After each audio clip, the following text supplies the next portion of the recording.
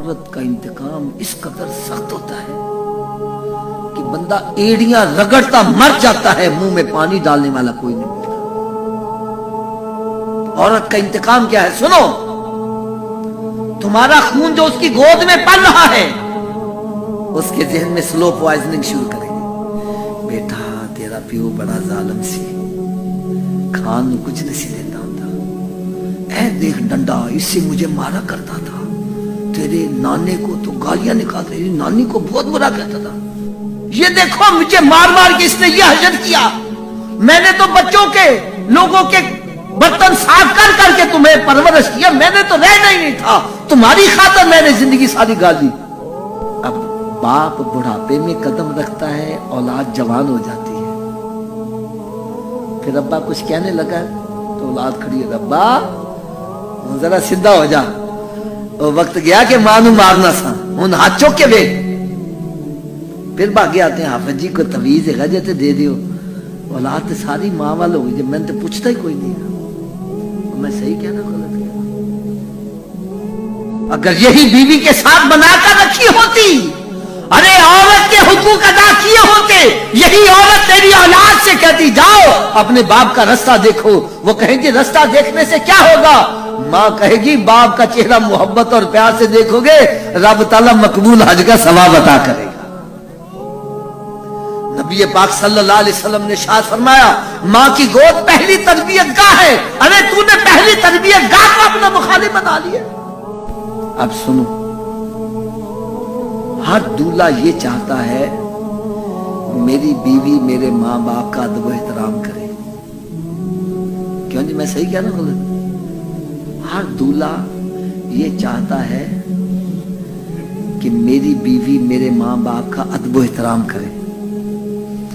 میں نے کہا اگر تم چاہتے ہو تیری بیوی تیرے ماں باپ کا ادب و احترام کرے، بیوی کے ماں باپ کا تو ادب و احترام کر، وہ خود ہی تیرے ماں باپ کے پاؤں دھو کر پیے گی۔ اب بیوی کے ماں باپ کو تو میں گالی نکالوں، ان کو گھر میں گھسنے نہ دوں، بات بات پر تیرے پیو فلانے نے دیتا کیے، پھر میں کہتا ہوں میں تو تیرے باپ کو دیکھنا نہیں چاہتا، تو میرے پیو دے پیر دھو کے پینا نہیں، کیوں جی ایسا ہو جائے گا؟ Give respect and take respect، عزت کرو عزت کرواؤ۔ یار مجھے سرکار صلی اللہ علیہ وسلم کی حدیث پاک کی یقین جانو اب سمجھ لگی۔ میں کہتا ہوں اگر سرکار صلی اللہ علیہ وسلم کی حدیث مبارکہ کے اس ٹکڑے پر عمل کر لیا جائے، خدا کی قسم ہمارا معاشرہ امن کا گہوارہ بن جائے۔ میرے آقا صلی اللہ علیہ وسلم نے فرمایا تم کامل مومن نہیں ہو سکتے جتنی دیر تک اپنے بھائی کے لیے وہ چیز پسند نہ کرو جو اپنے لیے پسند کرتے ہو۔ میں یہی سمجھتا تھا اگر میں اپنے لیے یہ تسبیح پسند کرتا ہوں تو اس کے لیے بھی تسبیح پسند کروں، لیکن حقیقی بات کیا تھی وہ مجھے اب سمجھ نہیں۔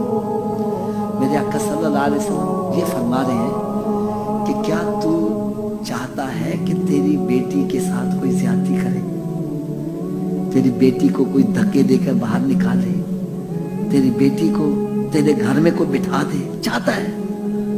تو فرمایا جس کو تو نے کسی کے گھر بٹھایا ہوا وہ بھی تو کسی کی بیٹی ہے۔ اگر تو اپنے لیے نہیں پسند کرتا اس کے لیے کیوں پسند کر رہا ہے؟ یار کیا آپ چاہتے ہو کہ آپ کے ساتھ کوئی فراڈ کرے، کوئی دھوکہ کرے، کوئی آپ کے ساتھ ظلم و زیادتی کرے، کوئی آپ کے ہاں چوری ڈکیتی کرے؟ جب تو نہیں چاہتا کسی کے ہاں کیوں ڈکیتیاں کر رہا ہے، کیوں فراڈ کر رہا ہے؟ کیا تو چاہتا ہے کوئی تیرے گالی نکالے، تیرے بیوی کو کوئی گالی نکالے؟ جب تو نہیں چاہتا تو تو کسی کو کیوں گالیاں نکال رہا ہے؟ کیوں کسی ماں باپ کو گالیاں نکال؟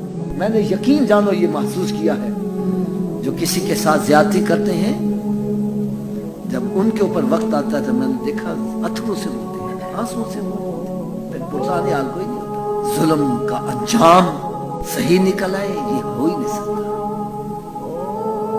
ظلم بھی ہو اور امن بھی ہو، کیسے امن ہوگا؟ گھروں میں لڑائی ہوگی۔ تم بیوی پر ظلم کرتے ہو، وہ تمہاری اولاد کو تمہارے خلاف بھڑکائے گی۔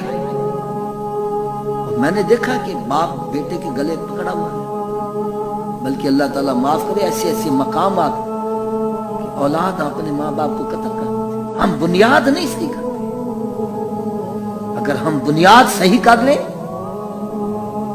یہ سوچو کہ میں اپنی بیوی کے ساتھ جو سلوک کر رہا ہوں، اگر اس بیوی کی جگہ میری بیٹی ہو اور کوئی اس کے ساتھ وہ سلوک کرے جو میں اس کے ساتھ کر رہا ہوں، تو میرے اوپر کیا بیتے گی؟